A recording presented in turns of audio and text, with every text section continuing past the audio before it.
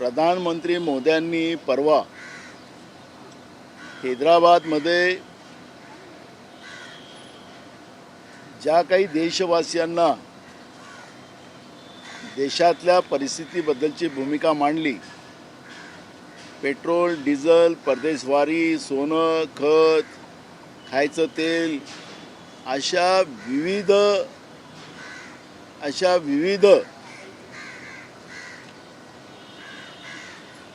या सगळ्या वस्तूचा वापर आता करणं आपण कमी करा आणि त्यावरच्या उपाययोजना आणि देशातली आता पुढच्या काळात परिस्थिती कशी गंभीर होईल त्याबद्दलची भूमिका मांडलेली आहे।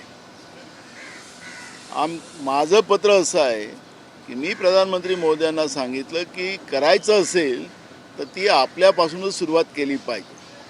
आपणच विदेशवारी कमी केली पाहिजे।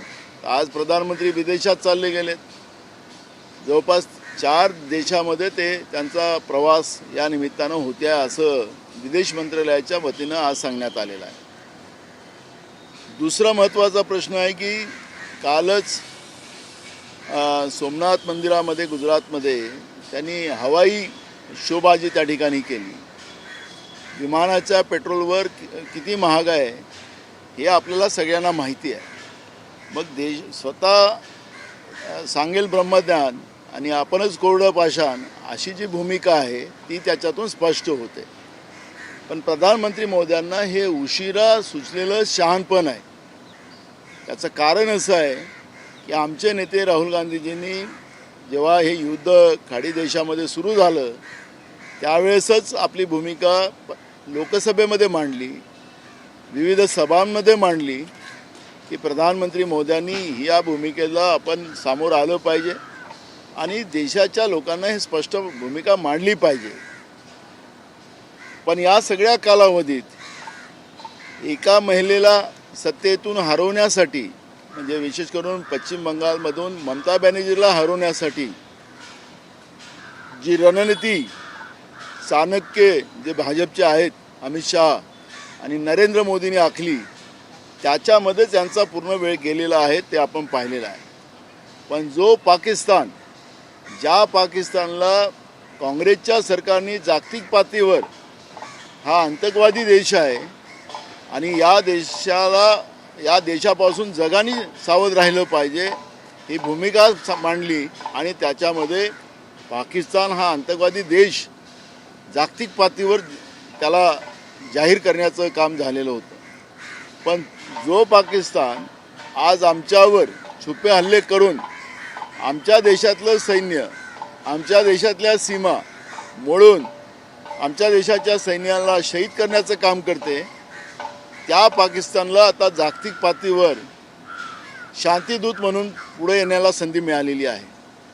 माझा मुद्दा एवढाच आहे की आपले प्रधानमंत्री नरेंद्र मोदी जे आहेत ते आता देश चालवण्यामध्ये त्यांना आता त्यांचं सामर्थ्य राहिलेलं नाही, ते पूर्ण फेल झालेले आहेत आणि त्याच्यामुळे त्यांनी हा सल्ला भारताच्या जनतेला देण्यापेक्षा त्यांनी सत्तेतूनच दूर व्हावं ही भूमिका आता आमची आहे। आणि त्यामुळे जेव्हाचं नरेंद्र मोदीचं सरकार या देशात आलं तेव्हाचं प्रत्येक गोष्टीसाठी या देशाच्या जनतेला लाईनमध्ये उभं ठेवण्याचं काम नरेंद्र मोदींनी केलेलं आहे, भाजपनी केलेलं आहे आणि म्हणून हे आता सत्ता चालवण्याचे लायकीचे राहिलेले नाही ही भूमिका आमचे नेते राहुल गांधींनी मांडलेली आहे। त्याचं आम्ही सगळेजण समर्थन करतो आहे।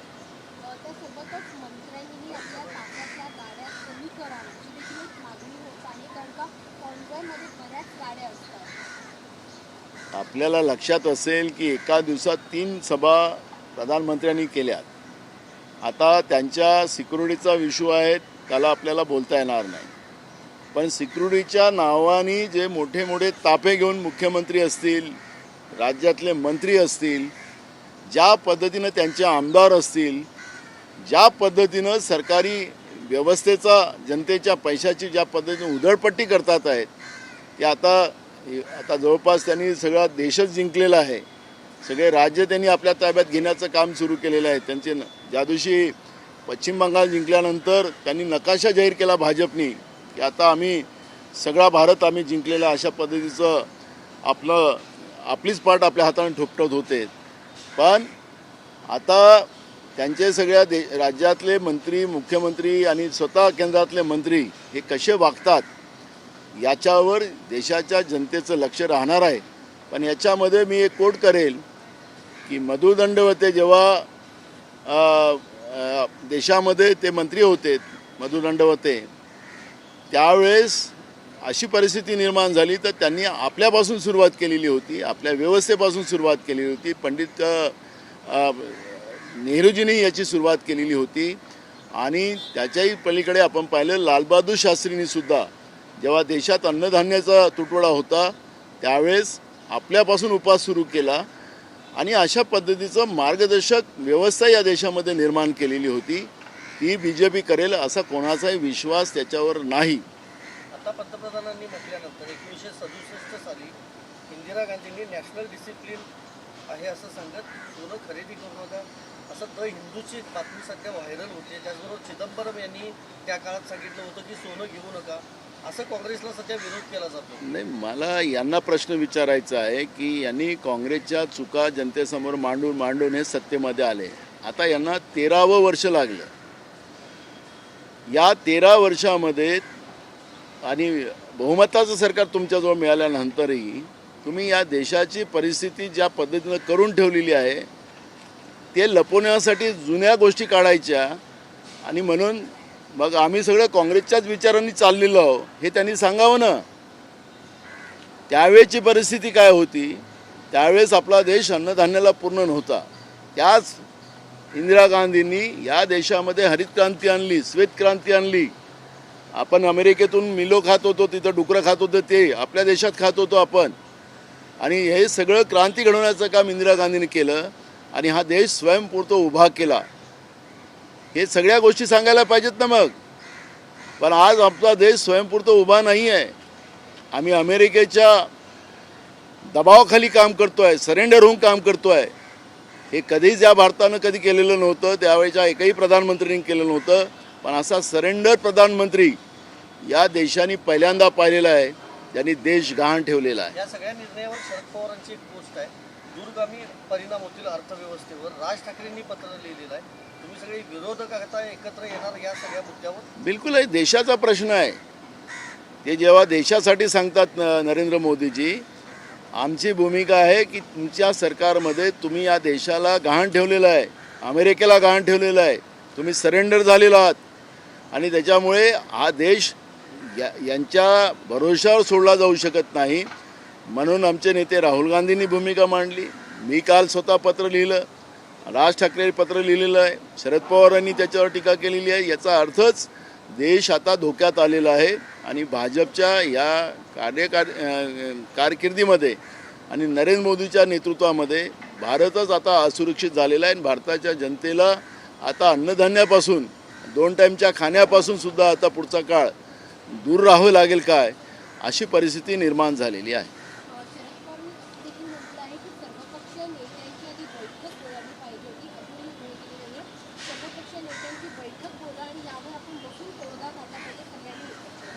ही प्रथा परंपरा आपल्या देशामध्ये सातत्यानं राहिलेली आहे आणि आमचे नेते राहुल गांधींनी हा प्रयत्न अनेकदा केलेला आहे.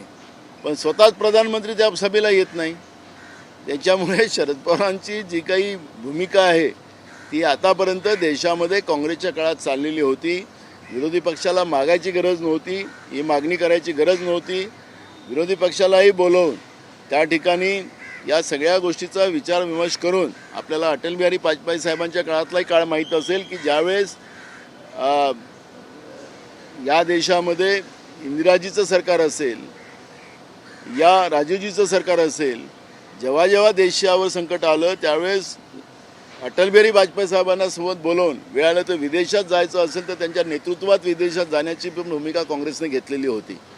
पण आपल्या देशाचे प्रधानमंत्री ही जेव्हा सभा बोलवली जाते तिथं प्रधानमंत्रीच राहत नाही. त्यामुळे हे पवार साहेबांचा सल्ला बरोबर आहे, पण नरेंद्र मोदी त्यांचा सल्ला ऐकतील की नाही ऐकत हे कळायला कारण नाही. खराब प्रकरणात 4 मंत्री आहेत, मंत्र्यांची नावं तुम्ही जाहीर करणार, माध्यमांवर नावं जाहीर करा असं भाजपचे नेते आव्हान देत आहेत तुम्हाला. मला तर बावनकुळेवर कधी कधी क्यू येत आहे. आता क्यू याच्यासाठी येतं की त्यांच्याच मुख्यमंत्र्यांनी सांगितलं की हा महिलांशी संबंधित हा सेन्सिटिव्ह विषय आहे आणि महिलांशी जुळलेला संबंध प्रकरणाशी सगळा संबंध जुळलेला असल्यामुळे या प्रकरणामध्ये जाहीरपणे मला करता येईल वाच्यता, माझं पूर्ण रिपोर्ट आहे आणि पुराव्यासहित आहे.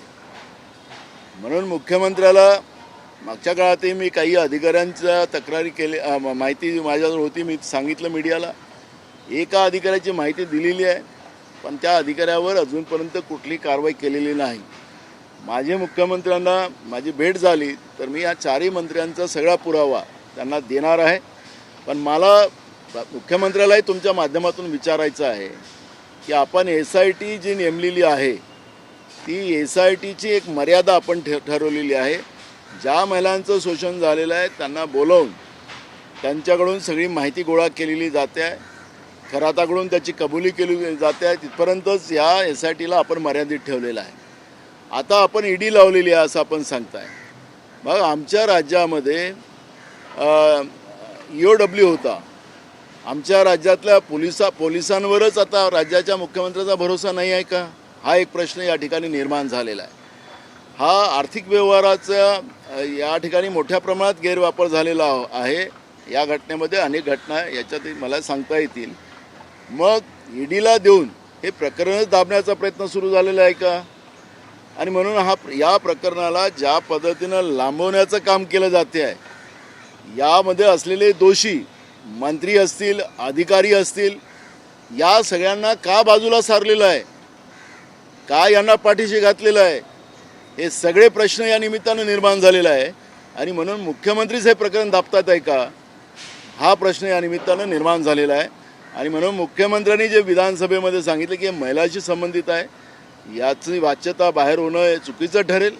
मी सुरुवातीला सांगितलं की हे प्रकरण विधानसभेत सांगितलं की हे महाराष्ट्राला कलंक लावणारा ही घटना खरात प्रकरण आहे. त्याच्यानंतर अनेक घटना झाल्या आहेत. महाराष्ट्रात भोंदूबाबांचं हा जो सुळसुळाट आहे धर्माच्या नावाने, तो सुळसुळाट थांबायला कुठे कारण नाही आहे, तो वाढतच चाललेला आहे. पण खरात प्रकरणामध्ये जे कोणी दोषी आहेत त्यांना कठोर कारवाई झाल्याशिवाय हे महाराष्ट्राला लागलेली कीड ही थांबणार नाही. आणि मुख्यमंत्री याच्यामध्ये वेळकाढूपणा करतात आहेत, हा माझा आरोप नाही, ही वस्तुस्थिती आहे. आणि या वस्तुस्थितीच्या बद्दलची भूमिका मुख्यमंत्र्याला मी 4 मंत्र्यांचं नाव, हे मंत्री आता बावनकुळेचं कसं आहे, माझी टीम तिथं काम करते आहे, बावनकुळे साहेब तुमचंही नाव आलं तर मग तुमच्या यादीमध्ये आता नाही आहे सध्या तुमचं नाव, पण मला आता माहिती घेणं चालू आहे. त्यामुळे माझा मुद्दा आहे की या सेन्सिटिव्ह विषयावर तुम्ही ज्या पद्धतीनं वाच्यता करताय, आम्ही राजकीय बोलत नाही आहोत.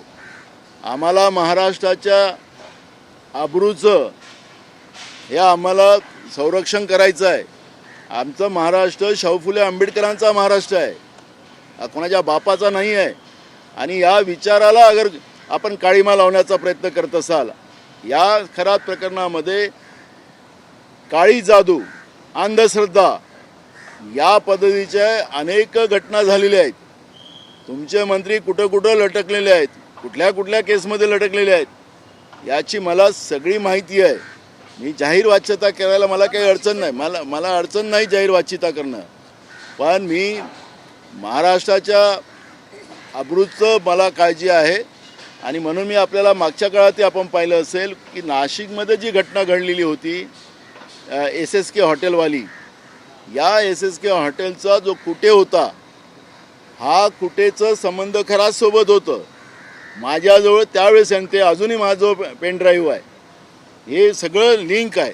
त्याच काळात अगर मुख्यमंत्र्यांनी त्या प्रकरणाला गांभीर्यानं घेतलं असतं तर हे खरात प्रकरण त्याच वेळेस उघडकीस आलं असतं आणि महिलांना वाचवता आलं असतं, त्यांच्या शोषणापासून वाचवता आलं असतं. सरकार याला पूर्ण जबाबदार आहे, हे माझं म्हणणं आहे. त्याचप्रमाणे अधिकाऱ्यांना ज्या पद्धतीने यांना अनेक ठिकाणी 2018मध्ये राज्य सरकारने डेप्युटेशनचा एक GR काढलेला होता. आता एक विभागाचं नाव सांगतो मी, SRA हा जो विभाग आहे त्याच्यामध्ये महानगरपालिकेच्या 18 अधिकारी डेप्युटेशनवर आहे. महानगरपालिका एक तर त्या ठिकाणी एक तर रेग्युलरच झाला. आता हा रेग्युलर झालेला जो माणूस आहे तिथं, तो जो आहे त्याचं नाव मिटकरी नाव आहे. त्या मिटकरी जो आहे हा त्याच्यातला सगळ्यात महत्त्वाचा खेळाडू आहे. मिनिमम 5 वर्ष डेप्युटेशनवर ठेवण्यात येईल अशा पद्धतीचा GR याच फडणवीस सरकारने 2018 काढलेला आहे. आपल्या GRचं आपणच पालन करत नाही. मुंबई लुटली जात आहे. आणि म्हणून मी तुम्हाला सांगतो की भ्रष्टाचार आणि ही व्यवस्था या सगळ्यांच्याच गोष्टीचा, या सगळ्याचा पाडा आमच्याजवळ आहे. मुख्यमंत्र्याला मी पत्राच्या द्वारे कळवतो आहे, पण नसेल ऐकलं तर मग विधानसभेचं अधिवेशन जेव्हा जून महिन्यात येईल तर हे सगळे प्रकरण आम्ही सभागृहात मांडू आणि आमोरसामोर त्या सगळ्या प्रश्नाचं उत्तर सरकारने द्यावं. सरकारने पळ काढला नाही पाहिजे, ही भूमिका आमची राहणार आहे. याला जोडून नाशिकमध्ये आता 35 कोटीचं एक बनावट टेंडर बघायला मिळालं. हा भ्रष्टाचारही समोर येतो कुंभमेळ्याचं. कुंभमेळा तर मी तुम्हाला माहितीसाठी सांगतो, त्याचाही माझ्याजवळ खूप सारा हे आलेलं आहे. एक टेंडर 4-4 लोकांना त्याच्याकडून पैसे घेतले जातात. एका टेंडरचे सरकारचेच माणसं करतात आहे आणि 4-4 माणसाकडून मग एकाला टेंडर दिलं जातं. बाकीला सांगते की पुढचे टेंडर निघणार आहेत, मग पुढच्या टेंडरमध्ये तुम्हाला पैसे पहिले घेतले जातात. म्हणजे पुण्याचं काम होत असेल कुंभमेळ्यामध्ये, पण त्या कुंभमेळ्याला भ्रष्टाचाराचा जो कलंक आहे तो त्या ठिकाणी त्या मातीमध्ये रुजते आहे. आणि म्हणून मला असं वाटतं की कुंभमेळाव्याच्या निमित्तानं सरकार राज्याची तिजोरी लुटणार आहे का, हा प्रश्न या ठिकाणी निर्माण झालेला आहे.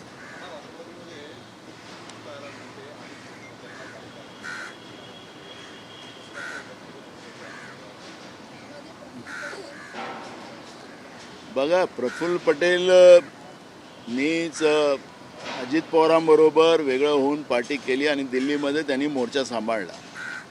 माझ्या जिल्ह्याचे आहेत ते, त्यामुळे मी आता आमचं राजकीय नेतृत्व कसं आहे सगळ्या राज्याला आणि देशाला माहिती आहे. पण मला असं वाटतं की त्यांना कार्यकारिणीतून बाहेर काढणं, त्यांचा अपमान करणं. आजही मी ऐकतो आहे की ते आसामच्या मुख्यमंत्र्याच्या शपथविधीत गेले, ते यांच्याबरोबर नाही वेगळे गेलेत. हा अपमान आहे त्यांचा. प्रफुल्ल पटेलचा असा अपमान होऊ नये असं मला त्यांची काळजी आहे. परंतु सातत्यानं अशा पद्धतीची अपमानास्पद वागणूक जी आहे की त्यांना कुठेतरी त्यांच्याच पक्षातल्या नेत्यांकडनं मिळते. मध्यंतरीच्या काळात त्यांनी पक्षाच्या संविधानात बदल केलेला होता, कॉन्स्टिट्यूशनमध्ये. त्याच्यावरतून देखील प्रश्नचिन्ह जे आहेत ते त्यांच्याच पक्षातल्या काही युवा नेत्यांनी त्यांच्यावरती केलेले होते. त्याच्यानंतर त्यांच्यामध्ये कुठेतरी बेबनावपणा दोन्ही या सगळ्या पक्षातल्या नेत्यांमध्ये आहे. अर्थात त्यांचं कॉर्डिनेशन नाही, अशी देखील बातम्या समोर आलेल्या होत्या पाहायला. मला त्यांच्या पक्षामध्ये काय कामकाजात चाललं, पण जे प्रफुल्लभाईबद्दलचं मी ऐकतो, प्रफुल्ल पटेलांच्याबद्दलचं, ते मला त्याचं दुःख होते आहे आणि म्हणून त्या वेदना मी या ठिकाणी मांडलेल्या आहे. पण दुसरा महत्त्वाचा मुद्दा असा आहे की अजित पवारांच्या पक्षाचा हा विषय आहे. अजित पवारांच्या विमान दुर्घटनेच्या बाबत अजून महाराष्ट्रामध्ये गुन्हा दाखल झालेला नाही, बारामतीमध्ये गुन्हा दाखल झालेला नाही, ती वस्तुस्थिती पुढे येत नाही आणि त्याला वेगळे वेगळे कारणं दाखवून हा अपघातच आहे असं अयशस्वीपणे दाखवण्याचा एक प्रयत्न राज्य सरकारच्या वतीने चाललेला आहे. कधी ते दिल्लीकडे बोट दाखवतात, कधी ते दिल्लीवाले महाराष्ट्राकडे बोट दाखवतात. आणि या घटना ही दुर्घटना होती की ही करवली, म्हणजे त्यांना त्या ठिकाणी अजित पवारांचा विमान दुर्घटनेमध्ये जाणून बुजून तो त्या पद्धतीचा मृत्यू करवण्याचा प्रयत्न झाला का, असे अनेक प्रश्न अजूनही महाराष्ट्रामध्ये अनुत्तरित आहेत. राज्याच्या उपमुख्यमंत्री पदावर असलेल्या व्यक्तीची ही हालत असेल तर त्यांचा अजूनही त्या घटनेची माहिती पुढे येत नसेल तर महाराष्ट्रामध्ये सर्वसामान्य लोकांची काय हालत असतील याचा अंदाज त्याच्यातून बांधला जाणार आहे. आज महाराष्ट्रामध्ये महिलांवरचे अत्याचार वाढलेले आहेत. महाराष्ट्र ड्रग्समध्ये सामोरं जाणारं राज्य ठरलेलं आहे. आता जे काही पुणे जिल्ह्यामध्ये घटना ज्या झाल्यात त्या लहानशा चिमुरडी मुलीवर ज्या पद्धतीचा अत्याचार करण्यात आला, तिला तिला मारलं, म्हणजे तिला ठेचून मारलं, त्या गुन्हेगाराचा पत्तासुद्धा आतापर्यंत सरकार लावू शकला नाही. म्हणजे सांगायचं तात्पर्य असं की अशा किती घटना रोज महाराष्ट्रात होत आहेत. प्रत्येक 53 मिनिटात महाराष्ट्रामध्ये लहान मुलीवर आणि मुलींवर अत्याचार होणारं हे राज्य आहे. प्रत्येक 53 मिनिटाला या महाराष्ट्रामध्ये महिलांवर अत्याचार होते आहे, मुलींवर अत्याचार होते आहे. असं हे महाराष्ट्र, आमच्या सावित्रीबाई फुल्यांचा महाराष्ट्र आज महिलांचा अत्याचाराचा महाराष्ट्र झालेला आहे. हे म्हटलं तर हा आरोप नाही, ही वस्तुस्थिती मी आपल्या सगळ्यांच्या समोर मांडलेली. नाना, एकीकडे देशाचे पंतप्रधान नरेंद्र मोदी हे देशवासियांना सांगतात की पेट्रोल वाचवा, डिझेल वाचवा, बाहेर परदेशात फिरायला जाऊ नका. परंतु दुसरीकडे आज सकाळपासूनच भाजपचे मुंबईतले नेते मंडळी जे आहेत ते नालेसफाईचा पाहणी दौरा काढतात आहेत आणि त्या पाहणी दौऱ्यामध्ये मुंबई भाजप अध्यक्ष अमित साटम सामील झालेले आहेत आणि त्यांच्यासोबत जवळपास 25 गाड्यांचा ताफा तो नालेसफाईच्या या पाहणी दौऱ्याला फिरताना पाहायला मिळतो. आज आपण पाहिलं असेल की मुंबईत अमित साटमचं काम गाड्यांच्या ताफ्यासोबत चाललेलं आहे. राज्यातले अनेक मंत्री स्पेशल विमान घेऊन आज गुवाहाटीला गेलेले आहेत. म्हणजे मी मगाशी म्हणालो की दुसऱ्याला सांगे ब्रह्मज्ञान आणि आपणच इकडे सगळे करायचं, अशा पद्धतीची परिस्थिती या भाजपची आहे. त्यामुळे जनतेला आपल्याला लक्षात असेल की लालबहादूर शास्त्र्यांनी ज्यावेळेस युद्ध सुरू झालं त्यावेळेस केंद्राच्या तिजोरीत पैसे नव्हते, स्वतःपासून त्यांनी सुरुवात केली सोनं देण्याचं. तर देशातल्या अनेक महिलांनी, लोकांनी त्यावेळेस सरकारला सोनं देऊन आपला देश वाचवण्यासाठी काम सुरू केलं होतं. पण आता यांच्यावर भरोसा कोण ठेवणार? हे स्वतःच ऐशोआरामात राहणार आणि लोकांना वाऱ्यावर सोडायचं, ही जी भाजपची प्रवृत्ती आहे ती याच्यातून स्पष्ट होते. नाना, हिंदी में जानना चाहेंगे, कल आपने प्रधानमंत्री जी को पत्र लिखा था और कहा है कि उनके जो फॉरेन टूर्स है उसको आपने रेखांकित किया. आज हम देख रहे हैं कि देश भर से ऑपोजिशन उनको इसी बात के ऊपर काउंटर कर रहा है. आप क्या कहना चाहेंगे? देखो, अभी अपने प्रधानमंत्री के बारे में जिस तरह से हमारे नेता राहुल गांधी जी ने भूमिका रखी है उसका हम पहले समर्थन करेंगे, क्योंकि नरेंद्र मोदी जी ये हिंदुस्तान के प्रधानमंत्री रहने के लायक ही नहीं रहे. यह स्थिति उनके बोलने के बाद सामने आ गई. बार बार हमारे नेता राहुल गांधी जी ने पार्लियामेंट में भी कहा कि जो लड़ाई शुरू हो गई है फरवरी महीने में, उसके परिणाम अपने देश को भुगतने पड़ेंगे, उसके ऊपर चर्चा होना चाहिए. लेकिन प्रधानमंत्री चर्चा करने को तैयार नहीं. प्रधानमंत्री को एक तरफ महिलाओं के बारे में बात करते हैं, एक तरफ ममता बनर्जी जो महिला पश्चिम बंगाल के मुख्यमंत्री थी, उसको सत्ता से बाहर करने की एक मानसिकता थी. उसके आधार पर उन्हें पूरा समय ये चुनाव प्रक्रिया में गया उनका. और ये सब समय में जो पाकिस्तान को कांग्रेस की राज में दुनिया भर में हमने उसको आतंकवादी देश करके डिक्लेयर करवाया, वो देश आज शांति दूत बन के घूम रहा है. ये हमारे देश की हार है. और आज प्रधानमंत्री हमें सलाह दे रहे. 2 दिन पहले उन्हें हैदराबाद में सलाह दी कि देश की जनता ने खाने का तेल कम खाना चाहिए, पेट्रोल डीजल कम खर्चा करना चाहिए, फर्टिलाइज़र कम खर्चा करना चाहिए, सोना नहीं लेना चाहिए एक साल. तो मुझे लगता है कि प्रधानमंत्री दिमाग से खाली हो गए कि क्या हो गए उनका, मुझे पता नहीं, जांच करना पड़ेगा. लेकिन मुझे लगता है कि जिस तरह से प्रधानमंत्री ऐसा वक्तव्य करें कि चुनाव तक क्यों नहीं किया, क्यों नहीं बात की? क्या देश, जिस दिन युद्ध शुरू हो गया खाड़ी देश में, तब हमारे देश पे डीजल, पेट्रोल और गैस की जो कमी शुरू हो गई, तो कमी शुरू होने के बाद प्रधानमंत्री तब तक क्यों नहीं बोले? लेकिन अब सलाह देने के लिए निकले, सलाह दिए और खुद ही विदेश चले गए. तो इनके ऊपर भरोसा कौन रखेगा?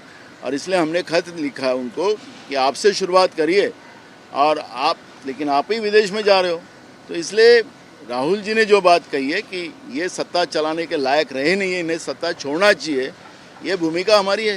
नाना, जिस प्रकार से प्रधानमंत्री ने 24 घंटे में 2 बार लोगों को गुजारिश की, उसके बाद उनके ही महायुद्ध की बात करें महाराष्ट्र सरकार में, उनके ही मंत्री, उनके ही लोग गाड़ी लेके पश्चिम बंगाल या कई दौरा करें, क्या उनके ही लोग प्रधानमंत्री को सीरियस नहीं ले रहे? उनको पता है प्रधानमंत्री जी जो बोलते हैं लोगों के लिए बोलते हैं। सत्ता में और बीजेपी में जो वॉशिंग मशीन में धोए हुए लोग हैं उनके लिए ये लागू नहीं होता, और इसलिए वो लोग मौज मस्ती करते हैं और जनता का पैसा उड़ा रहे हैं। और जनता नहीं सब अपने आप को देश को, क्योंकि देश प्रेम तो जनता को है, इनको नहीं है, यही उससे सिद्ध होता है। मीरा रोड की बात करते हैं मीरा रोड में छत्रपति शिवाजी महाराज के पुतले को हटाने को लेकर शिवसेना बीजेपी आमने सामने है। यहाँ की महानगर पालिका ने शिवाजी महाराज के पुतले को ये बोल के हटाया कि वहाँ पे साफ सफाई की जरूरत है। शिवसेना प्रताप सरनाईक कह रहे हैं कि वहाँ पे मॉल बनाने की इनकी रणनीति है, तो कहीं ना कहीं शिवाजी महाराज का अपमान किया जा रहा है। देखो, मीरा भाईंदर में मैंने विधानसभा में कई बार ये इशू को उठाया है।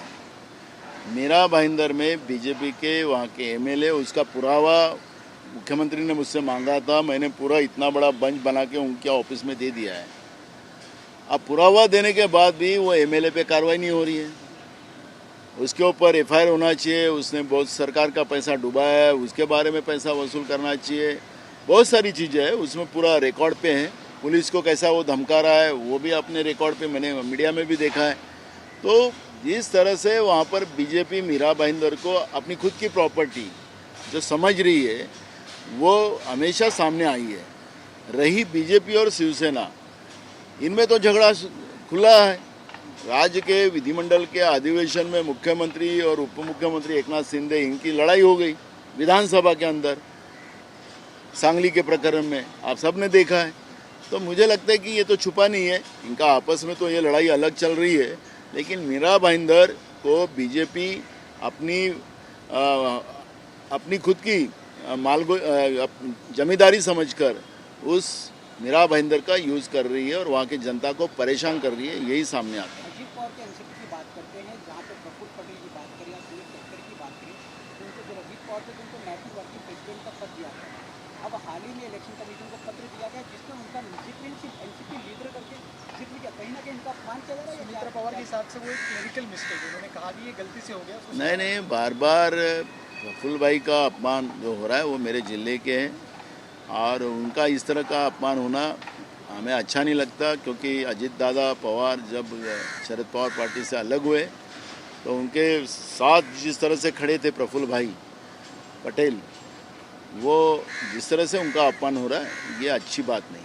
शरद पवार ने हाल ही में पश्चिम बंगाल में आईएएस ऑफिसर मनोज अग्रवाल जो है वहाँ के चीफ इलेक्टोरल ऑफिसर, उनका जो है चीफ सेक्रेटरी के पद पे नियुक्ति की गई है शुभेंदु अधिकारी के, क्या कहना चाहते हैं? ऐसा है, जो मनोज अग्रवाल जो थे वो कैसे अधिकारी है सबको पता है। ममता बनर्जी ने उनके ऊपर एक्शन भी ली थी, लेकिन अब वो वॉशिंग मशीन में उनको धोया गया, जैसे शुभेंदु अधिकारी को धोया गया था। वही नरेंद्र मोदी जी कहते थे कि ये शुभेंदु अधिकारी जो है वो पैसे इधर से लेता ऐसा जेब में डालता है, ऐसे करप्टेड आदमी है। वही शुभेंदु अधिकारी के बारे में खुद नरेंद्र मोदी जी ने पश्चिम बंगाल में भाषण में कहा था।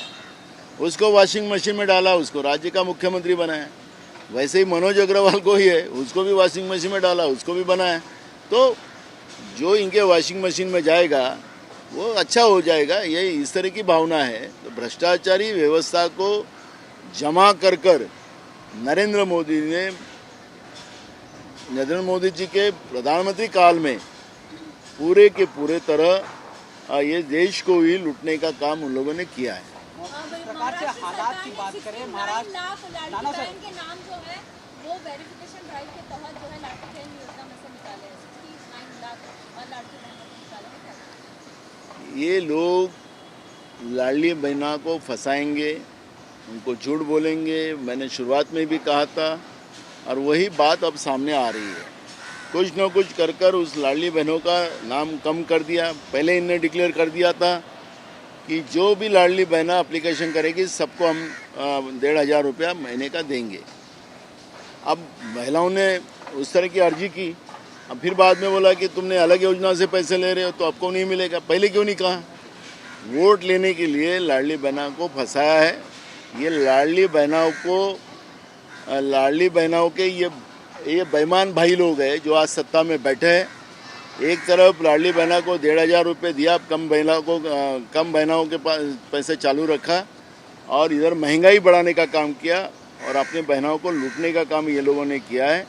अब बहना इनको अभी ये बेईमान भाइयों को सबक सिखाएगी। और नाना जी, एक और सवाल जानना चाहिए, जिस प्रकार से देश में हालात हैं, प्रधानमंत्री ने 2 बार लोगों से अपील की, वहीं शरद पवार ने ट्वीट पोस्ट किया, उन्होंने कहा कि कहीं ना कहीं सरकार को सभी पार्टी की मीटिंग बुलाना चाहिए और उस पर फैसला करना चाहिए। शरद पार्टी के निर्णय पे कैसे? ये बराबर है, यही प्रोसीजर है। जब देश को कोई संकट आता है तो राजनीति बाजू में रखकर सर्वदलीय मीटिंग बुलाना चाहिए, ये प्रधानमंत्री का काम है। आपको याद होगा कि जब कश्मीर में जब घटना हुई थी, जब हमारी पहलगाम में घटना हुई थी, उस पहलगाम के घटना में जिस तरह से आतंकवादियों ने हमारे 26 लोगों को यहाँ पे उन लोगों को मारा था, उसके बाद हमारे नेता राहुल गांधी जी ने कहा था कि अब ये समय है कि पाकिस्तान को उनकी जगह दिखाने के लिए, और हम प्रधानमंत्री के साथ हैं, हम देश की सरकार के साथ हैं, ये आर पार की लड़ाई हो। लेकिन सब करने के बाद भी ऑपरेशन सिंदूर के नाम से वो चलाया गया, किसको वो क्या सबक सिखाया क्या नहीं वो पता नहीं अभी तक देशवासियों को। देश के विदेश मंत्री बताते कि हमने शुरुआत में ही कह दिया था, पाकिस्तान को बता दिया रहा था कि हम कहाँ पे फायरिंग करने वाले, तो वहाँ से लोग हटा लो। इस तरह से विदेश मंत्री का स्टेटमेंट आया। तो हमारी भूमिका हमेशा रही कि जब देश संकट में आता है तब सभी दलों के लोगों ने साथ में आपसी ये राजनीति का मतभेद भूलकर देश के लिए एक साथ आना चाहिए। ये भूमिका हमेशा कांग्रेस ने किया है, उसी बात को शरद पवार जी ने दोहराया है। लेकिन देश के प्रधानमंत्री ये नहीं करेंगे, और कर भी लिए तो प्रधानमंत्री उस मीटिंग में नहीं रहेंगे। आज तक के जो भी उनकी मीटिंगें हुई वो प्रधानमंत्री कभी नहीं रहे। तो प्रधानमंत्री को अपोजिशन के लोगों की ज़रूरत नहीं है, वो अपने आप के राजा हैं, तो उसके लिए अब क्या करें। नाना, केरला के मुख्यमंत्री को लेकर बीजेपी लगातार सवाल उठा रही है कि मई 4 को रिजल्ट्स आए थे स्टेट्स के, बीजेपी के सारे स्टेट्स के मुख्यमंत्री बन गए। केरला में अभी तक कांग्रेस जीती है, तो मुख्यमंत्री का नाम क्यों नहीं आगे ला पा रहे? आपस में लड़ाई कर रही है। मैं जो बीजेपी वालों को पूछना चाहता हूँ कि महाराष्ट्र में उनकी बहुमत की सरकार आई थी, तो फडणवीस को और एकनाथ शिंदे को कितने दिन के बाद बनाए थे? 1 महीना लगा था, भूल गए अभी के अभी। हम तो 4 दिन ही हुए, 4 दिन में ये लोग इतना बेचैन हो गए, वो 1 महीना सरकार नहीं बना सके थे। अरे भाई क्यों? अभी का मैं पुराना नहीं बता रहा हूँ, 14 साल का पहले का, अभी महाराष्ट्र की कहानी बता रहा हूँ। तो अपनी पहले धो लो, फिर दूसरे को बताओ कहानी।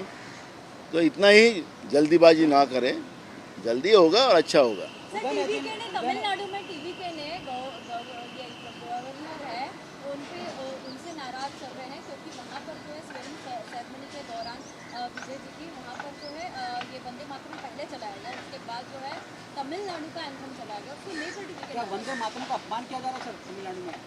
ये सवाल है। देखो, राज्यपाल महोदय जी ने जिस तरह से वहाँ पर विजय जी के विजय के बाद बहुमत की सरकार को, जो भी जिसका बहुमत है उसको बुलाना चाहिए। लेकिन जो वहाँ पे हुआ है कि भाई तुम्हारे पूरे बहुमत है कि नहीं, वो पहले लेके आओ तब मैं बुलाऊंगा, ये कहाँ पे होता है?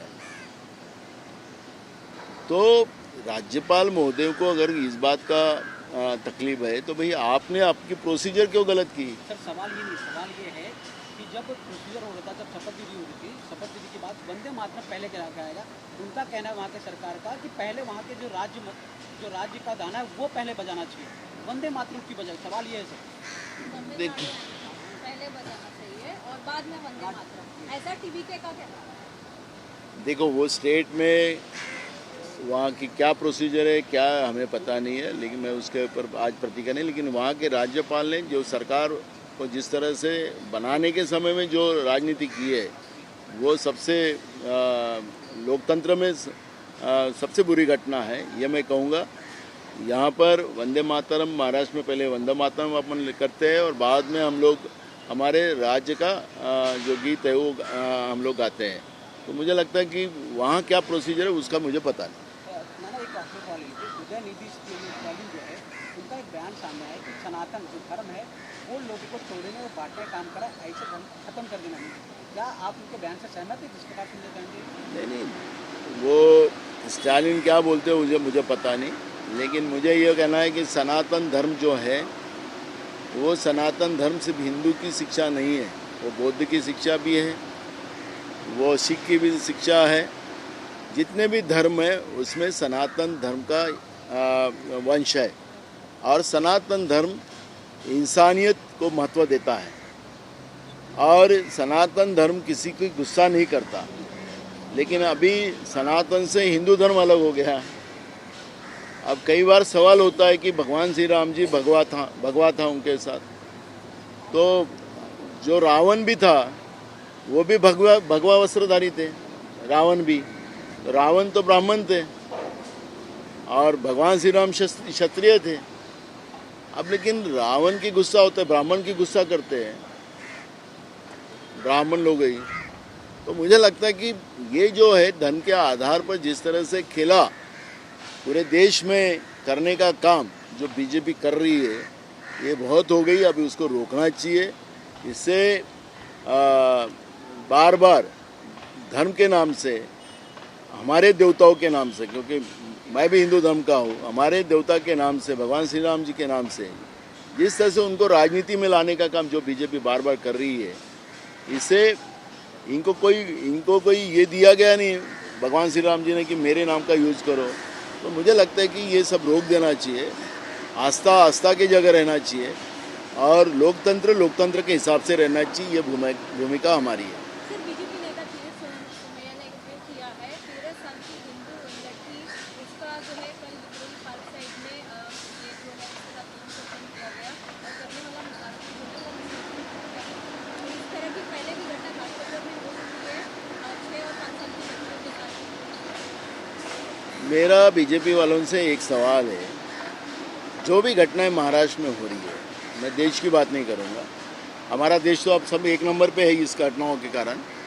तो जो घटनाएं होती है, जो गुनहगार होता है उसका धर्म नहीं होता, गुनहगार होता है। जो भी घटना हुई तो ज़्यादा हिंदू की हुई है, तो हिंदू ने हिंदू का अत्याचार किया ये थोड़ी कहेंगे।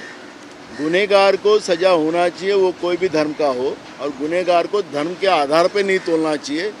ये जो इस तरह की वक्तव्य करने वाले जो लोग हैं, उन्हें अब ये सब बयानबाजी रोककर अपने आप को इस गुनहगारों व्यवस्था को कैसे ख़त्म करना चाहिए, क्योंकि सरकार उनकी है, सरकार कोई दूसरे की तो है ही नहीं, उनकी सरकार है। तो गुनहगार जो होता है, गुनहगार को सज़ा होना चाहिए, ये भूमिका हमारी है।